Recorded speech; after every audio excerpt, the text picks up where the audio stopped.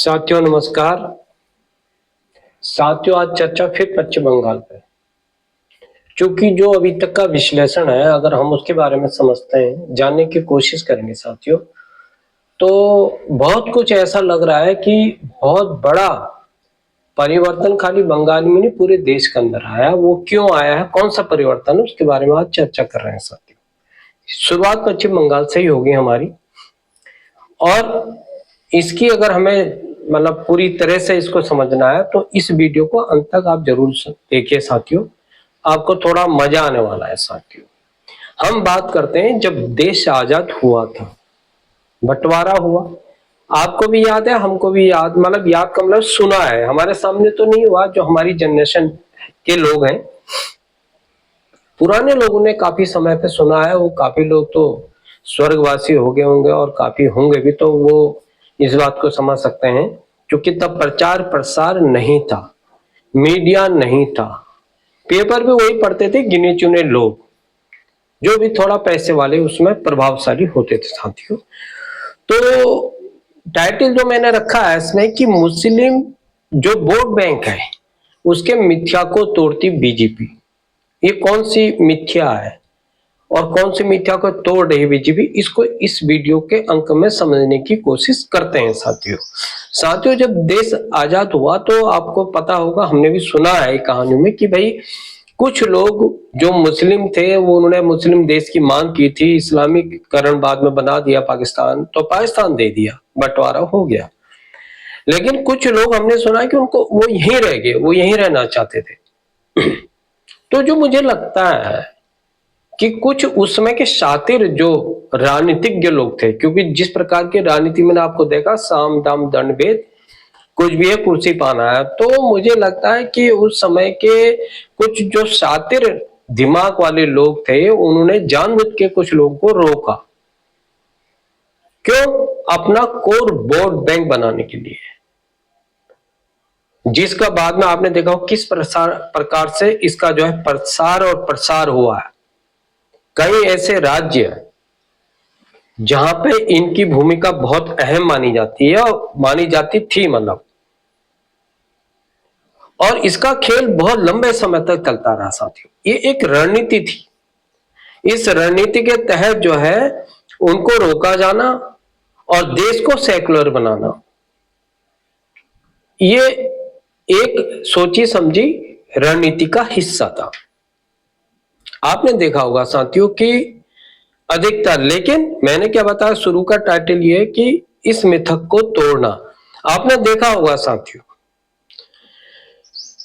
कई राज्यों में, पश्चिम बंगाल से लेके आसाम से लेके मतलब जितने भी अधिकतर दक्षिणी राज्य हैं, और खासतौर पर उत्तर प्रदेश, और कई दशकों तक कांग्रेस ने राज किया, उसके बाद में दशकों तक सपा ने राज किया या बसपा ने मिलकर राज किया गठबंधन, और सबका फोकस कहाँ होता था? सबका फोकस जो होता था वो मुस्लिम तुष्टीकरण होता था, कि मुसलमान को अपने पाले में रखो और बाकी जाए सब, आप समझ सकते हैं, डॉट डॉट डॉट।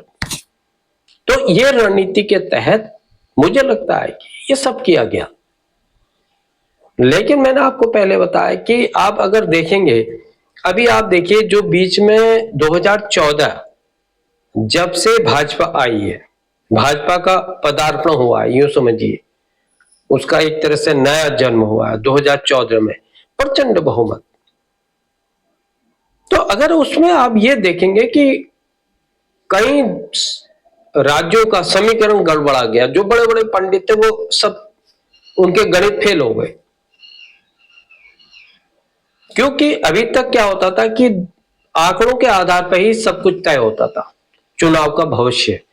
तो सबकी होड़ होती थी कि यार भैया मुस्लिम जो है, जहां जिन क्षेत्रों में उनका प्रभाव है और जहां जहां उनका गढ़ है, उनको अपने पाले में रखो। इसीलिए होड़ मची हुई थी कि टोपी पहनना, नमाज में जाना, ठीक है ना, तो मदरसों में जाना, मस्जिदों में जाना, ये सब इसका एक हिस्सा बना हुआ था। मतलब ये कहना थे छद्म हिस्सा, कि साहब इनके बिना कुछ नहीं हो सकता, इस समुदाय के बिना कुछ नहीं हो सकता। हमने भी देखा है अब कहीं भी जाइएगा, कोई भी अगर बीच में सभाकालीन समय था तो बड़े बड़े जो कैबिनेट मंत्रियों के यहाँ भी भैया चौका से लेके चूल्हे तक उन लोगों की पकड़ हुआ करती थी। वो मेन लीडर हुआ करते थे, मतलब मेन कार्यकर्ता उनकी चलती थी।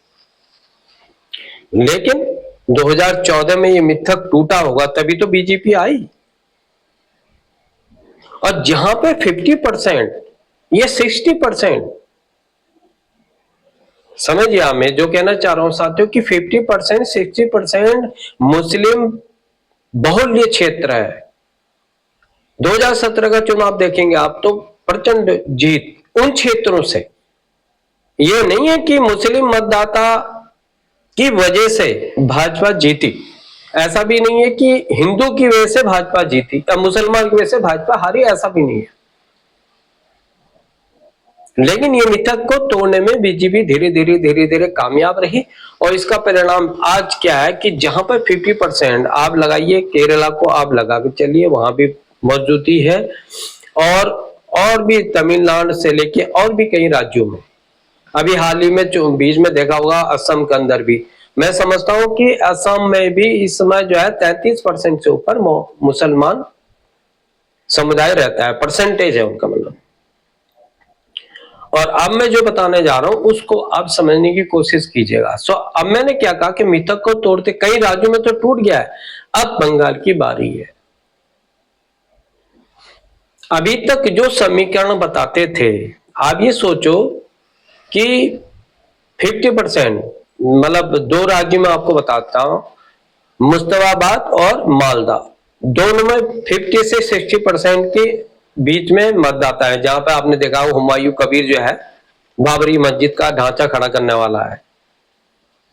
अगर उनकी विधानसभा चुनाव में देखेंगे तो वहां भी कई ऐसे क्षेत्र हैं, विधायकी क्षेत्र, जहां पे कि बीजेपी ने चुनाव जीता है। आप ताजुब करेंगे।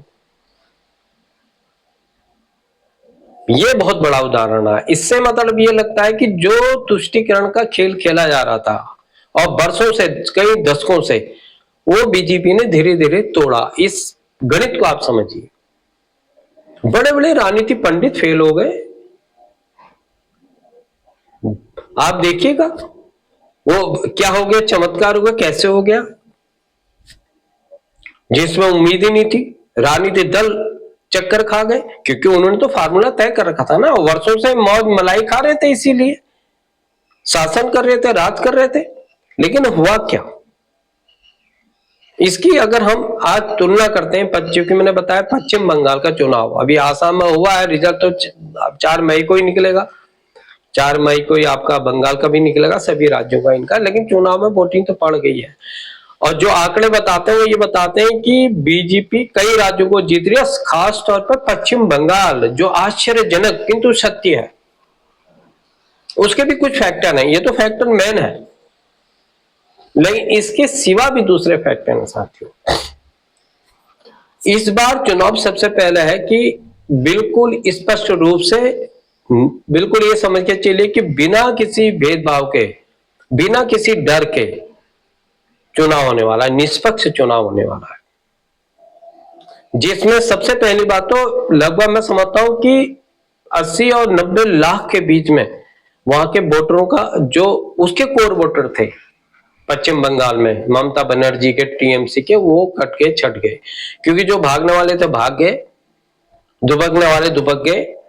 कुछ परसेंट, जिसमें 27 लाख की संख्या एक और है जो चुनाव आयोग ने दी है अभी बीच में, जो कि साहब वो ऐसे लोग हैं जो मर गए, खप गए, है ही नहीं, उनका नाम पता नहीं है, लेकिन वो भी इस बीच में है। अगर कोई दावा करेगा तो अलग बात है, एंड टाइम पे, जब चुनाव बिल्कुल सिर के सामने है। तो ये तो बहुत बड़ा एक आंकड़ा है, और जिसको समझते हैं, आप समझिए कि एसआर के बारे में अगर पूरे देश के अंदर अगर किसी ने सबसे ज्यादा हल्ला किया, आपने देखा होगा, कौन सी पार्टी कर रही है? आप सोचो कौन सी पार्टी ने किया? वो टीएमसी थी। टीएमसी है, मतलब थी नहीं। तो ये अब जो है, जो फार्मूला निश्चित तौर पे सामने आने वाला है कि एक तो निष्पक्ष चुनाव होंगे बिना डर के। और मैं समझता हूं कि आपके सीआरपीएफ, बीएसएफ और आईसीआईएफएस ये इनकी केंद्रीय बलों की कई कंपनियां चप्पे चप्पे पर केंद्रीय सुरक्षा बल तैनात हैं, आप समझ के चलिए। तो डर तो निश्चित तौर पर खत्म होने वाला है। और दूसरा, ये जो समीकरण की मैंने भाषा बताई, अगर आप विचार करके देखेंगे तो वास्तव में अब तक छद्म भेषधारी आवरण ओढ़ रखा था कि मुस्लिम जहां होंगे साहब, जहां उनके परसेंट वही जीतेगा, वही पार्टी जीतेगी। इसीलिए तो होड़ थी, और नहीं तो काय की होड़ थी। कोई इनको किसी ने कोई ये थोड़ी रिश्तेदारी करनी थी या गले लगाना था, सिर्फ मुस्लिम वोट बैंक को साधना था। तो साथियों, अब देखते हैं चुनाव 4 मई को रिजल्ट आने वाला है। जो मैंने आपको बताए ये तथ्य अगर आपको सही लगते हैं तो कमेंट में लिख के दीजिएगा, अगर आपको तथ्य सही और सच्चे लगते हैं तो। और दूसरा, मेरे इस वीडियो को शेयर कीजिएगा, लाइक कीजिएगा और सब्सक्राइब कीजिएगा साथियों। इसी के साथ आज का मैं वीडियो यहीं समाप्त करता हूँ। कल कुछ नए मुद्दों के साथ, नई भाषा के साथ आपके सामने पेश होंगे साथियों। जय हिंद, जय भारत, वंदे मातरम भाषा।